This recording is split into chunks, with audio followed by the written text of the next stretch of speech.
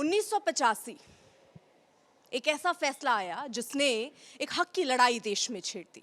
एक बार फिर से आज हम हक की बात कर रहे हैं और वो क्यों कर रहे हैं वो आपको हम दिखाएंगे। हमारे साथ ये तीन खास मेहमान हैं। इमरान हाशमी हमारे साथ, यामी गौतम और सुपर्ण वर्मा हमारे साथ इस वक्त डायरेक्टर हैं ये। लेकिन सबसे पहला जो जिसको भी मैंने बताया हक फिल्म आ रही है, सबके दिमाग में जहन में एक ही सवाल, 40 साल बाद क्यों? आई थिंक क्यों नहीं, एक बहुत ही इंटरेस्टिंग कहानी है। मैंने जब ये कहानी सुनी तो शाबानो की केस के बारे में मुझे थोड़ा बहुत पता था, लेकिन जिस तरह इन्होंने इसका रिसर्च किया है, और पहले तो मैं एक बात साफ कर दूं यहाँ पे कि एक इंस्पायर्ड कहानी है। ये हमने ड्रामेटाइज भी किया है क्योंकि जो इंटरपर्सनल रिलेशनशिप है शाजिया बानो और अब्बास खान के बीच, वो शायद थोड़ा बहुत ड्रामेटाइज किया है। बट जो फैक्ट्स थे, जो हिस्टोरिकल फैक्ट्स थे केस को लेकर, keeping aside the politics of the matter, वो बहुत ही एक्सप्लोसिव थे। तो उसके बारे में जानना और बहुत सारी चीज़ें लोग इससे लेके जा सकते हैं। आई थिंक ये एक हो सकता है केस जो 1985 में हुआ होगा, लेकिन आई थिंक इस नई पीढ़ी के लिए भी कुछ ना कुछ तो रह जाएगी बात उनके दिमाग में, उनके जहन में इस फिल्म को देखकर। और अलग अलग कम्युनिटीज़ को भी ये बात सही है कि वो मुस्लिम कम्युनिटी को बिलोंग करते थे, शाजिया बानो और अहमद खान, लेकिन I think every community can take something back for them. जब ये फिल्म, क्योंकि जब बात होती है तो एक तरफ हक की बात दो तरह से छिड़ गई थी जी इसके बाद से। एक तरफ हक महिलाओं का, दूसरी तरफ धार्मिक हक। जी। तो आपको लगता है कि धर्म से ऊपर यहाँ इंसानियत रखनी चाहिए और वो सबके लिए होनी चाहिए? देखिए, ये एक तो ये बहुत ही एक ट्रिकी डिबेट है, इसलिए उस वक्त भी पूरा देश दो हिस्सों में बंट चुका था। एक कॉन्स्टिट्यूशनल राइट्स की तरफ थे जो सब लोगों के लिए एक ही होनी चाहिए, और दूसरा था पर्सनल फेथ का, क्योंकि वो भी बहुत ही इम्पॉर्टेंट होता है, एक बहुत ही सेक्रेड, एक बहुत ही सैक्रोसैंक्ट चीज़। अगर आप रिलीजियस फेथ के बारे में बात करें तो हम सब उसमें पले बढ़े हैं, वो हमारी कंडीशनिंग होती है, हमारी आइडेंटिटी होती है। लेकिन as citizens of the country वो भी हमारी आइडेंटिटी है, लेकिन फैसला तो एक ही तरफ जाएगा।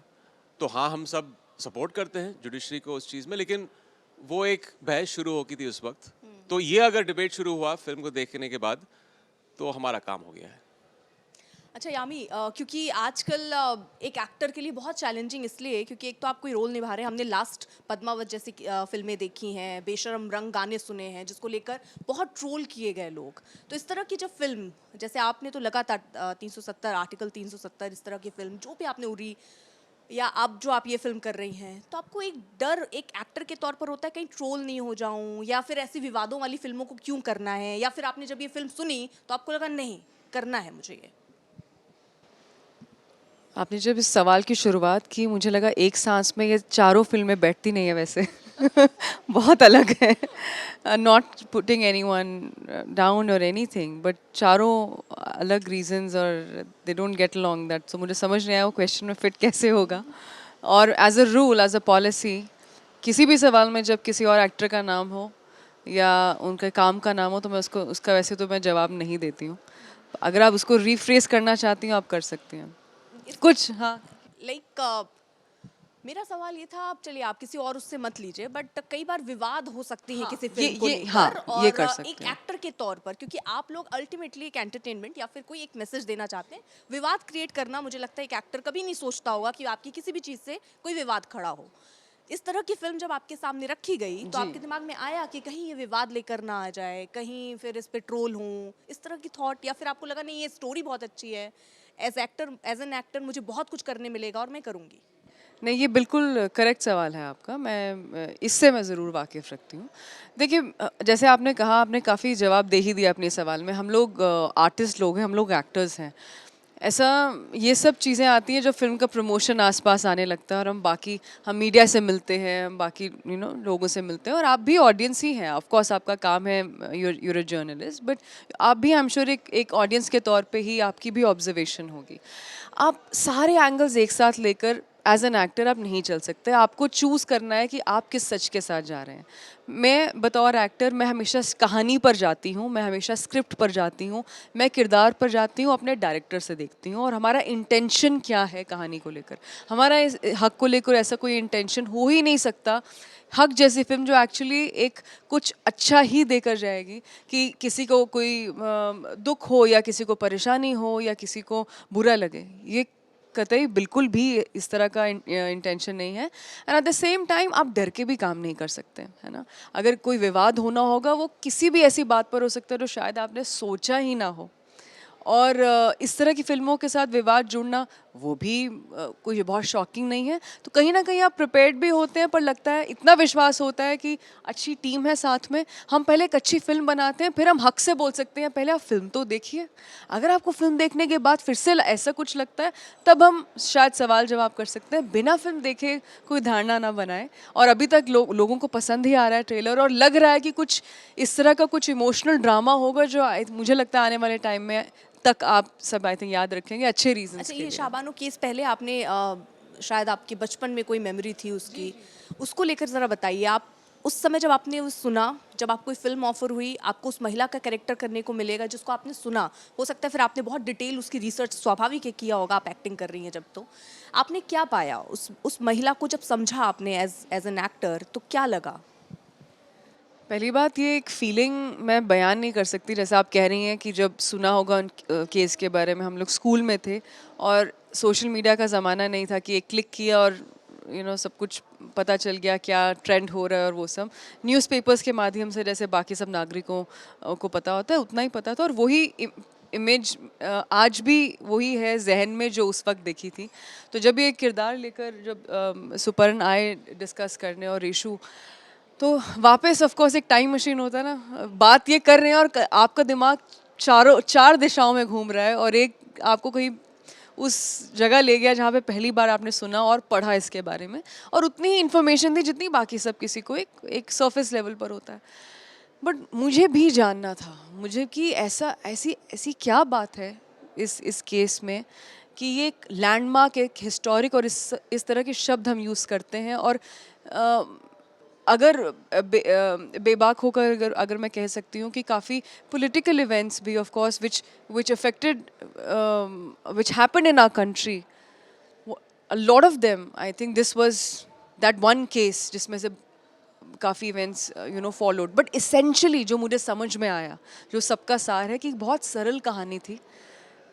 मुश्किल था बट एक्चुअली जस्ट दो लोगों की कहानी थी। इनके वाकई ही एक वो डायलॉग भी है फिल्म में कि हमारी एक बंद कमरे की कहानी थी ये। पता नहीं कैसे आवाज़ उठाई बस सिर्फ, और ये सब जो हुआ वो सोचा नहीं था। इनकी तो बिल्कुल भी इंटेंशन नहीं थी इस तरह की कि मैं कुछ कोर्ट में जाऊंगी और हंगामा हो जाएगा, कुछ नहीं। वो पढ़ी लिखी भी नहीं थी, बट उन्हें लगा कि नहीं ये गलत है जो हुआ, और मैं नहीं, मेरे बच्चे, हम क्या करेंगे, दैट्स नॉट फेयर। तो मुझे लगा कि कितनी ताकत और कितनी करेज और कितना जज्बा और कितनी हिम्मत वाली वो उस वक्त उस ज़माने में होंगी कि सब चीज़ों को जहन में रखे कि मेरे लिए आसान नहीं होगा, मेरे बच्चों के लिए आसान नहीं होगा, पर कहीं ना कहीं उन्हीं के लिए मैं खड़ी हूँ। आज के ज़माने में कितना आसान है किसी को भी बोलना, खासकर औरत। ऑफ कोर्स मुश्किलें आज भी हैं, बट हम एक्सप्रेस कर सकते हैं। आजकल माध्यम है, मीडियम्स हैं, फिल्में भी बन रही हैं, बट हम उस ज़माने की बात करें। आज बोलना आसान है कि अरे आपको क्यों चाहिए, आप काम कर लीजिए, बेशक करिए, बट एट फर्स्ट प्लेस जो एक डिग्निटी होती है और वो रिस्पेक्ट होती है, पहले हमें वो चाहिए। सुपन, आप, क्योंकि ये सबसे पहला थॉट आपके ही जहन में आया कि इसके ऊपर फिल्म बनानी है, और शायद इस पर ये फिल्म नहीं बनती, शायद देश में इतनी बातें नहीं होती अगर ये सिर्फ एक केस होता, अगर इसका केवल फैसला 85 में आया होता और उसके बाद इस फैसले को पूरे देश ने मान लिया होता। लेकिन उसके बाद जो हुआ, उसके बाद सरकार कानून लाकर सरकार सुप्रीम कोर्ट के फैसले को ही पलट देती है। ये विवाद तब से शुरू हुआ क्योंकि हिंदू मुसलमान जो एक छुपे हुए तौर पर थे, इसको बहुत फ्रंट पर ले आई उस समय की गवर्नमेंट। मानते हैं आप? देखिए, दो चीज़ें। एक, हम सब जानते हैं हिस्टोरिकली क्या हुआ जब ये केस का जजमेंट आया सुप्रीम कोर्ट में, किस तरह के देश में वाद विवाद हुए और उसके बाद क्या बिल पास हुआ और फाइनली जाके हाल ही में कुछ सालों पहले ट्रिपल तलाक बैन वापस हुआ है और यूसीसी की कॉन्वर्सेशन चल रही है. So these are historical facts which you are aware of. मेरे लिए ये मुद्दा और ये फिल्म बनानी बहुत ज़रूरी थी बिकॉज हक बात करती है विमेंस राइट्स के बारे में. एक घर की कहानी जो कि बेसिकली घर का झगड़ा था, जो कि मोहल्ले का झगड़ा बना और देश का मुद्दा बन गया, वो उस चीज़ को उभार के लेकर आती है जहां आज की तारीख में औरतों की स्थिति, और मैं एक कौम की नहीं, मैं औरतों की बात कर रहा हूँ, दुनिया भर में, सिर्फ देश भर में नहीं, अगेन वो वही बायस फाइट कर रही है जो कि आज से 40 साल पहले, 30 साल पहले, 20 साल पहले कर रही थी. वही आपके पास जेंडर पैरिटी आज भी है, वही आपके पास ग्लास सीलिंग आज भी है, घर में ही वही वाद विवाद चलते हैं. एंड हक एक नई तरीके से एक नया पहलू लेकर आती है और मुस्लिम औरतों की जो पीड़ा है उसको उभारती है. और एक बहुत ही प्रोग्रेसिव ढंग से इस कहानी को कहा गया है जहां हम चाहते हैं कि ये कन्वर्सेशन हो, बातचीत हो. जैसे कि हिंदू बिल पास हुआ था, वैसे ही ट्रिपल तलाक का बिल जब पास हुआ था, हर सोसाइटी में एवोल्यूशन का स्टेज आता है. और आई थिंक हक एक शुरुआत है, एक बहुत ही प्यारी कहानी बनी है, एक बहुत ही ऑनेस्ट, अर्नेस्ट और बैलेंस कहानी बनी है जहां हर मुद्दा, हर पॉइंट ऑफ व्यू को डिस्कस किया गया है और कहा गया है. It's not a one sided film, और वो बहुत ज़रूरी थी हमारे लिए. इमरान, क्योंकि जब ये पूरा केस चल रहा था, मुस्लिम पर्सनल लॉ बोर्ड में भी ये कहा जा रहा था कि बहुत सारे नेता कांग्रेस के भी उस वक्त थे जो चाहते थे कि इसमें सुधार हो. आज जब हम महिलाओं की बात करते हैं तो चाहे वो हिंदू धर्म हो, मुसलमान धर्म हो, कोई भी धर्म हो, अगर कहीं ऐसे नियम हैं जहां महिलाओं को परेशानी होती हो, उसको सुधारने की ज़रूरत आप मानते हैं मुस्लिम पर्सनल लॉ बोर्ड या इस तरह के जो संगठन हैं जो फतवा जारी कर देते हैं, इनमें सुधार की ज़रूरत है? समय के साथ नहीं चल रहे हैं किसी ये? कम्युनिटी के बारे में बात नहीं करूँगा, लेकिन डेफिनेटली महिलाओं के लिए उनके राइट्स को प्रोटेक्ट करने के लिए गवर्नमेंट जो कुछ भी कर रही है, आई थिंक उसे गौर से देखा जाना चाहिए, उसे सपोर्ट किया जाना चाहिए. एंड एज एन एक्टर भी जब मैं इस फिल्म को देखता हूँ, हाँ, मैंने एक मुसलमान के तौर पे इस फिल्म को देखा कि हाँ, एक कम्युनिटी में एक ये बात चली थी. बट अल्टीमेटली जैसे सुबन ने कहा कि जो चीज़ मैंने एक्सट्रैक्ट की है फिल्म से, वो ये है कि ये एक औरत की डिग्निटी और उसके राइट्स की लड़ाई है. और जब भी ऐसा बिल पास होता है, वी शुड डेफिनेटली लुक. और मैं ऐड करना चाहूँगा इसके अंदर कि अब्बास और शाजिया की जो लड़ाई है, शाजिया अपने सेल्फ रिस्पेक्ट के लिए लड़ रही है, अब्बास अपने एक सेल्फ बिलीफ के लिए लड़ रहा है बिकॉज ये 1970s की कहानी है जहाँ बहुत सारी चीज़ें नॉर्मलाइज थी जो कि आज हम वो लेंस से देखते हैं कि अच्छा ये सही है, ये गलत है.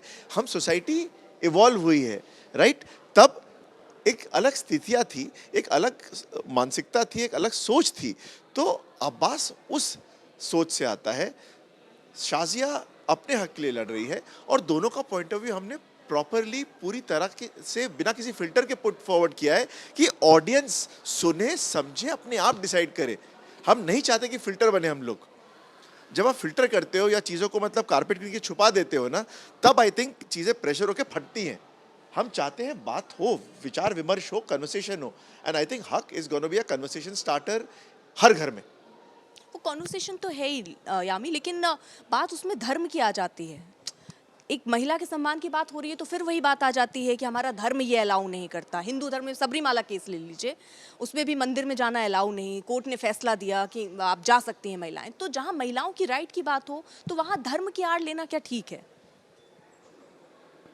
देखिए, हमारे देश में धर्म और पॉलिटिक्स दो ऐसे क्षेत्र हैं, अनलेस आपको इसकी पूरी नॉलेज है, मैंने ये समझा आप कमेंट ना करें. मैं अपनी बात कर रही हूँ और मैं अपने आप को बहुत नौसिखिया मानती हूँ इस मामले में. भले ही मेरी कुछ राय हो, मैं बिल्कुल अपने धर्म को मैं फॉलो करती हूँ. वो मेरा पर्सनल बिलीफ है, जो मेरा अपना तरीका है, हम अपने एज अ फैमिली करते हैं. बट हमारा देश बहुत बड़ा है, भिन्न भिन्न राज्य हैं, 10-15 किलोमीटर में ही एक ही राज्य के अंदर भाषाएं बदलती हैं.